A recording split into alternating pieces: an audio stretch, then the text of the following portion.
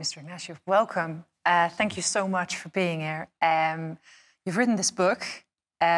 You've sought answers by the biggest thinkers in history, in Rome, with Karl Marx. But it all started in Utrecht. Yes. At a choral festival, of all places. Why? It's a Dutch project in a way. Yeah.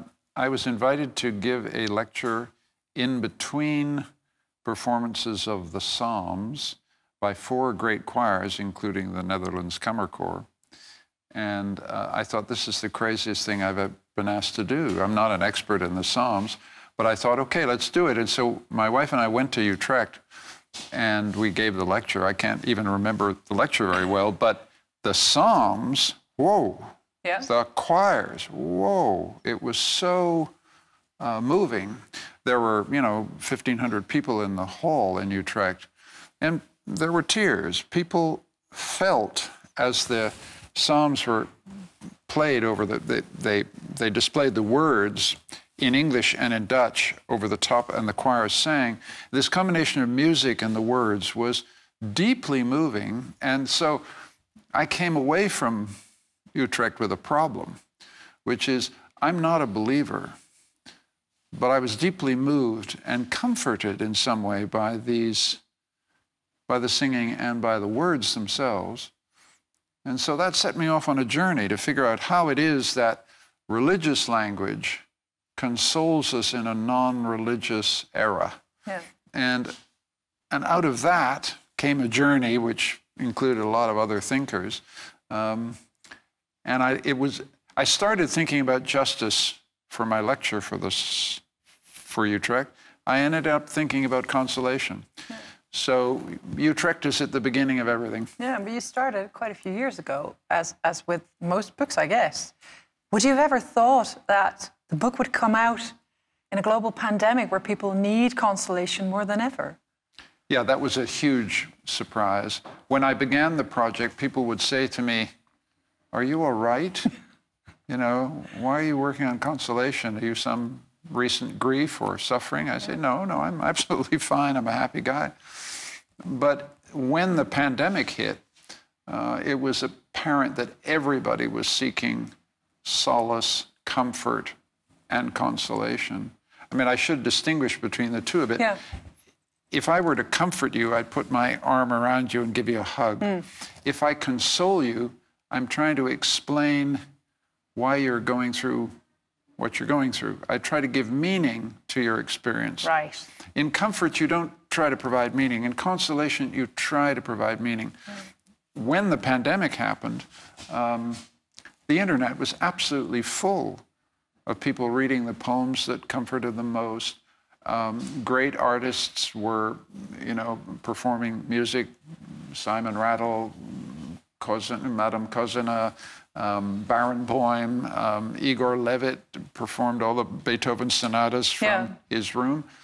They all had this instinct that when we're alone, we need the comfort and solace of art. Yeah. And I thought that was very profound. The other thing we did, as we all remember, is at a given hour, we would open our windows and begin banging pots and pans or singing. And a lot of that, it seemed to me, was trying to get at one thing. When you suffer loss, the loss of a loved one, when you suffer a failure, you feel you're alone. You feel no one can understand what I'm going through. And in the pandemic, we were all alone. We were in the solitude of our room. And so all these attempts at comfort and solace and consolation were attempts to say we're not alone. Is that what solace is? Is it looking for hope, or is it accepting that life is full of suffering? I think there's a difference. In this book, I argue that when we seek for consolation, we're seeking for hope. We're not seeking, we're seeking to accept what's happened, which is often difficult enough. And then we're seeking for a way to go on. Yeah. And I think in the pandemic, we were seeking not only to get through this together, but hope that we can go on together. Yeah. And I hope we can go on together. Have we forgotten how to console ourselves? I mean, you give all these examples, but it's in your book, it's also apparent that perhaps we've lost something. Well, the places where we used to go for consolation the church, the mosque, the synagogue, the temple. There are not so many people in there anymore.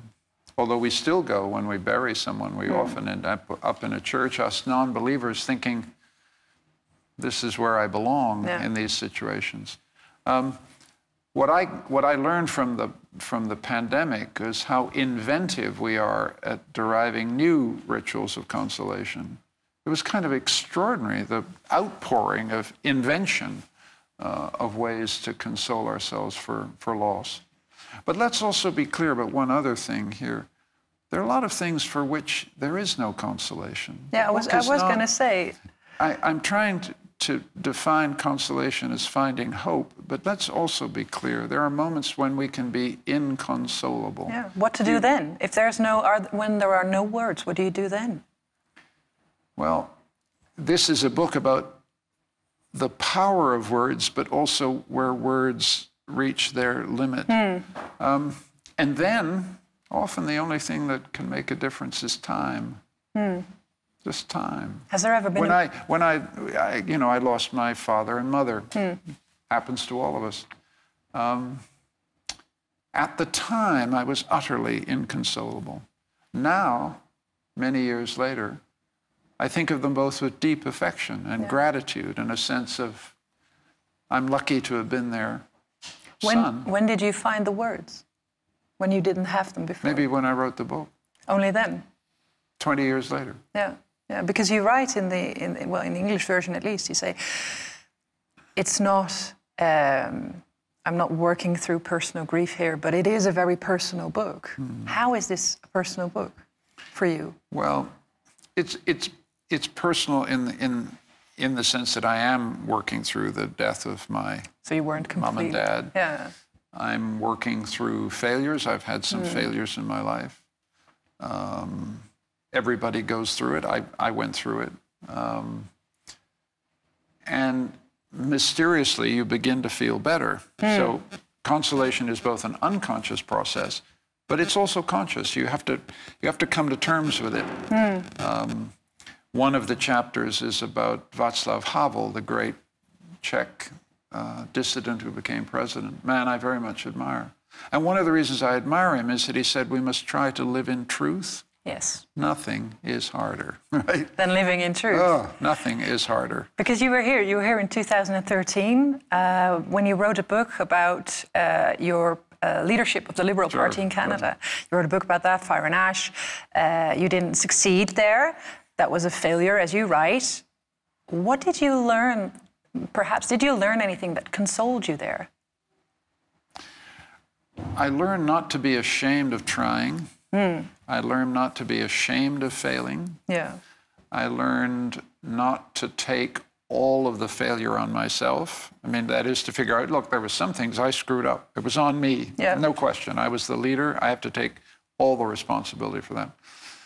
Consoling yourself is taking responsibility for what you've suffered, but not too much, not more than is your fair share, and trying to see what you went through squarely. It's very hard to be truthful about failure, because you think, oh, it's someone else's fault, or you think, I did my best, which is the most seductive thought of all. Yeah.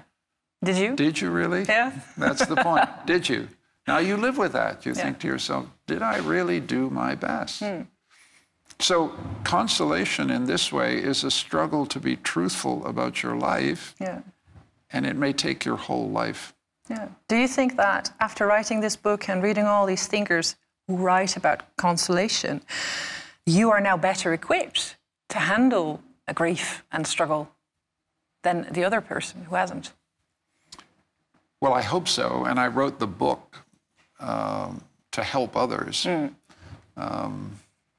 I hope that when people read the book, they will think one thought, which is, I am not alone. Other people have been through this. Is that what giving solace is about, not being alone? Yes. It's solidarity. In time, solidarity with the great departed experts, seers, visionaries, but it's also solidarity in space with someone close by. I think of consolation as a social relationship. It's always people that console us. Yeah. I don't think we can be consoled by doctrines. Like religion or the revolution, as you say in your book. Yeah, I don't... I deeply respect... I have more respect for religious consolation than I had when I began, that's for sure. More respect for the Psalms, for example, than I did when I went to Utrecht. Yeah. But I still remain an unbeliever. Yeah. But I have much more respect for those who find consolation from their faith. Yeah. I just don't. I also think I've learned something about the doctrine of progress. I mean, during COVID, we all thought, well, we'll get through this with science. Science will get us out the other side. And science will. I'm fully vaccinated. I'm a complete believer in it. Yeah. But science is not consoling. Yeah. I mean, watching this program today will be someone who has lost their mother or their father, their sister or their brother to COVID. Yeah. And the fact that science has hope for others is not consoling to them necessarily.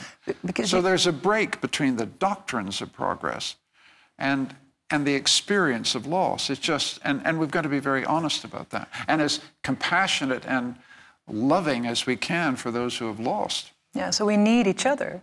We need each other. To console each other. But what does that mean in a time when we are more alone than ever? We're more on our own. Either, we've been in lockdown, we've been at home alone. I mean, what does that mean for consolation? We need to refuse the solitude. We need to take the vaccines. We need to do what the experts are telling us. Yeah. But we need to absolutely refuse the solitude. How do you do that? Well, I mean, I see it in my university. The joy we all felt when we could suddenly teach each other physically. I think we've discovered something about physical presence. Yes. We thought we were in a digital world where there was no real difference between being on Zoom and being in person. Forget about it. Yeah. We all know now how much we need physical presence. Yeah. We need touch. The most comforting things we do for people are not what we say, but what we do. That we are together in the presence. And I think that comes through very, very strongly in the book, I hope, that this is an exploration of people seeking to give meaning to suffering through words, but they all know how limited mere words are. What matters is people. Yeah. Is in that way, in that respect, you think perhaps could this pandemic be a blessing in disguise, that we reevaluate the importance of physical presence as consolation? I'm one of those who believes there are no blessings in disguise. Right. They're either blessings or they're curses. I think the pandemic is a curse. Yeah. But you're right. We have learned some very important things from it. And that is that people matter ultimately to us. Their physical presence matters to us. And they need us. Yeah. They need us to be there for them. Yeah. That's, in a sense, the most consoling thing we can do, is to be there for other people. And sometimes we may not even like them that much, but we should still be there with them. I think that's one of the things the book is trying to talk about. Yeah. Thank you so much for your time and your great book. Thank you. Bedankt voor het kijken. Vond je dit een goed gesprek? Vergeet je dan niet te abonneren. Een like of een reactie achterlaten kan natuurlijk ook. Of bekijk een van de andere interviews op dit kanaal.